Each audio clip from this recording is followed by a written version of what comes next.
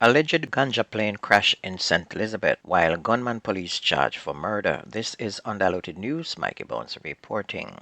The accident of a twin-engine plane in Braze River in St. Elizabeth on Friday is now being investigated by the St. Elizabeth Police. According to Acting Police Commissioner Coolidge Minto, the commanding officer for the St. Elizabeth Police, the plane went down shortly after 7 p.m. He mentioned that the region has a history of illegal landings, but he did not clarify whether this occurrence is related to the illegal drug trade.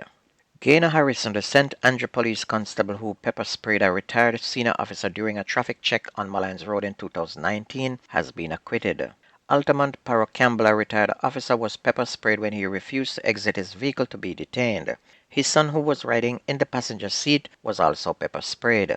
An amateur smartphone camera caught the conversation between former Deputy Superintendent of Police Campbell and the officer. Constable Harrison, who had been suspended since the incident, was freed on Friday afternoon after his counsel Vincent Wellesley made recommendations. Mr. Wellesley argued that throughout the trial at the Kingston and St. Andrew Parish Court that his client acted in self-defense and in compliance with the Jamaica Constabulary Force Act. Mr. Wellesley contended that his client did not commit an offense based on the facts stated that the officer was seeking to apprehend a driver who had violated the Road Traffic Act multiple times. And prior to issuing her demand, presiding Judge Natalie Banks Miller stated that the Crown had failed to demonstrate that the officer attacked both complainants knowingly or carelessly. And after a lady reported a failed business transaction had happened between October 20 and 2022 and April 6 of 2023, a 26-year-old businessman was charged with acquiring money by false pretense. He was identified as Akeem Adamson of Grove Park Avenue in Kingston 8. And according to Montego Bay Police, the woman asked Adamson for help in obtaining a car, and the agreed upon cash was given to him. The vehicle was reportedly not delivered as promised, which led to the woman requesting a refund. She then proceeded to file a report with the police after the money was not returned and an investigation was launched. Adamson was taken into custody and charged on Friday, January 5th, and his court date is now being finalized. A police officer was charged with murder and many violations of the Firearms Act in connection with two incidents in his hometown. Jamoke Ingram, 32, is a constable of Petunia Crescent in Longville Park in Clarendon. And according to Police Corporate's Communications Unit, Ingram and his co-accused 33-year-old Sheldon Harris, a car wash operator, was charged jointly with murder, possession of a banned weapon, unauthorized possession of ammunition, and use of a weapon to conduct a felony. The allegations originate from the shooting death of 59-year-old farmer Donnet Lowe, who lived in Longville Park. And according to Clarendon Police, two men, one armed with a revolver, paid Lowe a visit at his residence at 4:45 a.m. and engaged him in a brief conversation. Shortly after, loud explosions were heard and the police were alerted. On their arrival, Lowe was seen lying in a pool of blood with gunshot wounds to his upper body. He was assisted to hospital where he was pronounced dead. Ingram and Harris were arrested and subsequently pointed out during an identification parade later the same day. And investigators then had a search of the policeman's home and found one pistol, 216 5.56 rounds of ammunition, one 20-gauge cartridge, 15 12-gauge cartridges, 47 9mm rounds, 26 7.62 rounds, 68.38 special rounds, 9 M16 magazines, one submachine gun magazine, and two pistol magazines. So it seems to me as if this policeman is mixed up really bad in all kind of stuff.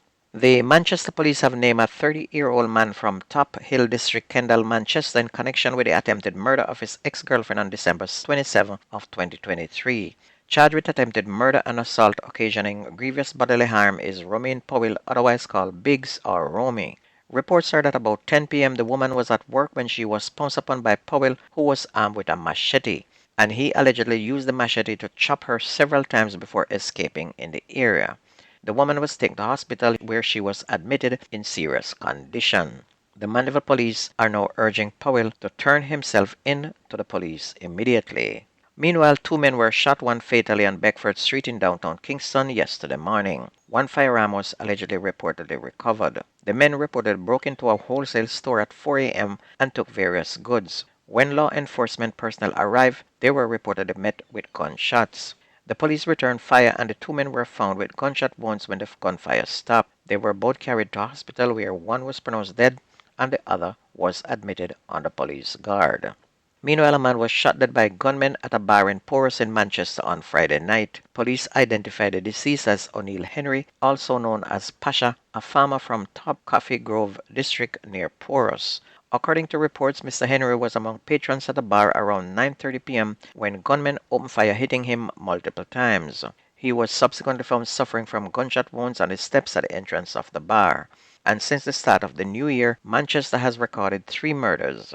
A taxi operator died on Wednesday from injuries sustained after being beaten in the head during a domestic dispute in Cocoa Walk in Manchester on Tuesday. Then on Friday, a man succumbed to gunshot wounds at hospital 2 days after being injured in a drive-by shooting in the troubled community of Greenvale on the outskirts of Mandeville in Manchester. Meanwhile, Westmoreland recorded its first murder of the year on Saturday night after finishing 2023 with 117 persons dead. According to authorities, a 39-year-old worker named Delford Cook, also known as Crumsey, was shot dead by an unknown assailant about 10 p.m. in the parish's Blackheath district.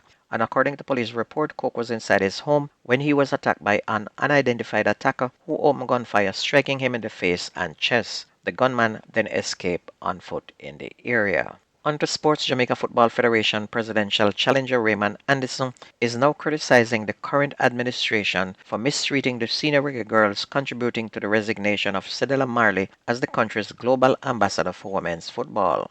In a statement issued on Friday, Anderson, who is vice president to incumbent JFF boss Michael Ricketts, said Marley's departure demonstrates the lack of trust in the federation and that the resignation casts a shadow of suspicion over the administration.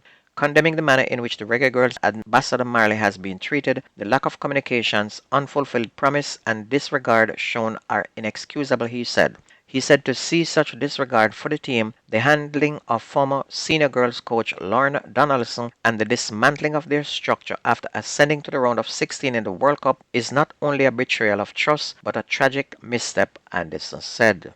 On to Premier League, there were supposed to be 6 games last evening, but only 2 were played. 4 games were postponed. In the first game, played Harbourview beat Treasure Beach 2-0 and moved to 11th place, while Cavaliers beat Arnett Gardens 3-0 and knocked them out of 4th place and then took their spot.